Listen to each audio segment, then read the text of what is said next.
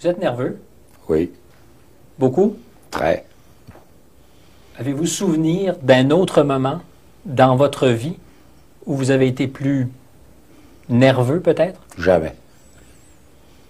C'est un moment étonnant. Écoutez, on se demande, là, si dans les quelques heures qui viennent, le pays apparaît ou apparaît pas. Ça donne des papillons, ça. Plus que des papillons. Parlons de... Je suis littéralement, là,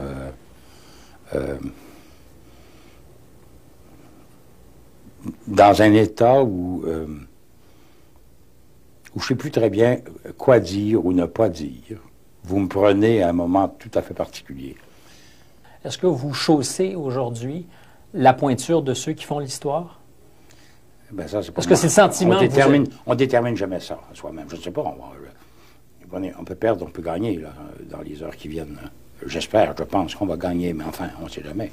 Au risque d'être trivial, je me demande comment ça se passe ou comment ça s'est passé dans votre tête ce matin quand vous êtes réveillé. Vous avez dit, c'est aujourd'hui le jour.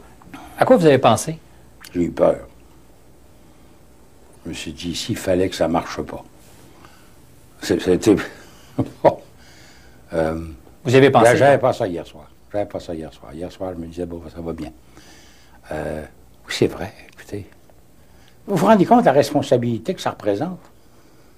À l'égard de milliers puis dizaines de milliers de gens que j'ai amenés dans cette aventure depuis des années. Et je dis « je » parce que, écoutez, souvenez-vous, quand je suis revenu aux affaires politiques, moi, en 88 ou 89, il y a personne qui donnait un gros sou noir, comme on disait autrefois, pour la souveraineté puis pour l'avenir de tout ça. Puis j'ai entraîné des dizaines de milliers de gens avec moi. Et puis oui, forcément, quand je me suis réveillé ce matin, je me suis dit « mon Dieu, j'espère que ça va marcher, j'espère. » Est-ce que c'est un cas, vous parliez de ces doutes ce matin, ou de ce doute, Ben oui. où vous vous dites, pour moi à tout le moins, ça passe ou ça casse? C'est aujourd'hui, ou je serai plus celui qui pourra... Ah, ben bien sûr. Ben, moi, je pense que c'est tout à fait évident. Ça va de soi. J'ai essayé de faire en sorte que ça aboutisse, que les meilleures circonstances soient regroupées pour que ça aboutisse, que tous les enthousiasmes convergent pour que ça aboutisse, pour que ceux qui défendaient le non aient le moins de crédibilité possible. Bon. Si j'échoue, il faut que je puisse me dire, si j'ai échoué, c'est moi, c'est ma faute. C'est parce que j'ai pas été assez habile, assez rassembleur, c'est ma faute. Et là, évidemment, j'en tire les conclusions, on se comprend bien. Je vais pas, il faut jamais s'imposer dans des circonstances comme celle-là. L'indépendance d'un pays, c'est pas, comment dire, c'est pas quelque chose de passager, ça. Si j'ai pas réussi, moi, à faire ça, ben là, il faut que je m'éclipse assez rapidement et puis que quelqu'un d'autre s'asseye. La cause du peuple québécois est bien plus importante que la cause de Parizeau. La cause de Parizeau, il n'y a pas de cause de Parizeau. C'est fondamental. C'est fondamental, ça. Vous avez déjà donc choisi de faire votre deuil de la fonction si c'est pas... Mais je vous ai toujours dit, moi, je suis en politique pour faire la souveraineté du Québec. C'est pas nécessairement pour gérer des choses. À l'époque, quand j'étais conseiller économique et financier, moi, de Lesage ou de Daniel Johnson de Père, j'ai sucé tous les sucres du goût du pouvoir et puis de la gestion. Écoutez, j'ai mon âge.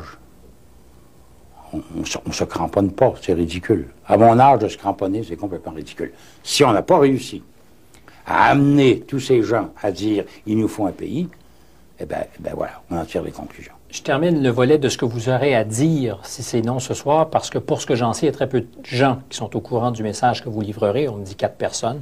Oui. La substance, ça sera d'annoncer que ce que vous venez de nous dire? Si c'est non? Oui. Oui, bien sûr.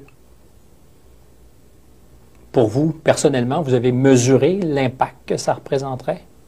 Mais je n'ai jamais fait autre chose que ça. Ça a toujours été clair. Vous êtes donc prêt quand même? Je suis un persistant. Mais oui, évidemment que je suis prêt. Je suis un persistant. Je pas... Mon gros problème en politique, moi, ça a toujours été d'être cru. Je dis quelque chose, tenez, la date du référendum, éternel Dieu, je ne sais pas combien de journalistes ont passé leur temps à me dire, mais vous êtes vraiment certain que ça va être à peu près à cette époque-là? Ben, vous n'allez pas le retarder. Qu'on me croit. Je sais pas de... Il n'y a pas d'ombre dans ce tableau-là. Je me rappelle d'une entrevue qu'on a faite en juin dernier où vous m'avez dit peut-être un des problèmes que j'ai eu au cours de ma carrière politique, c'est que j'avais peut-être, quant à la souveraineté, l'air trop radical, qu'il y avait des impressions, qu'il fallait gommer un peu ça. C'est un peu de ça qu'on parle. C'est ça dont on parle. Quand vous dites « je suis cru » ou « j'ai... » Ah oui, mais c'est de ça dont on parle. Je ne suis pas un vrai politicien. J'ai beaucoup de difficultés à être un politicien. Je suis, au fond, une sorte de patriote de l'ancienne vague, additionné d'un économiste technocrate, souvent sans âme. Ça fait une drôle de combinaison. C'est assez curieux comme mélange. Mais c'est ça.